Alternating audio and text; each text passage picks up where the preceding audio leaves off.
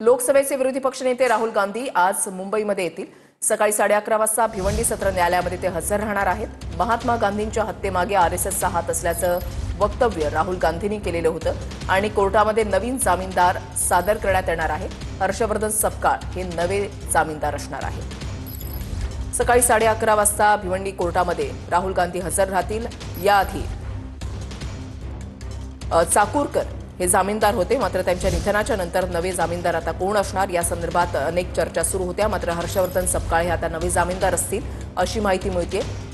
9 वर्षांपूर्वी म्हणजे 2014 मध्ये लोकसभा निवडणुकीच्या दरम्यान राहुल गांधी यांनी आरएसएसवर टीका करत असताना जे वक्तव्य केलेलं होतं त्या विरोधात त्यांच्या विरोधात गुन्हा दाखल झालेला होता। आतापर्यंत भिवंडी न्यायालयामध्ये ते 3दा हजर झालेले आहेत आणि आजही ते भिवंडी सत्र न्यायालयामध्ये हजर राहतील। लोकसभेचे विरोधी पक्षनेते राहुल गांधी आज मुंबईमध्ये असणार आहेत।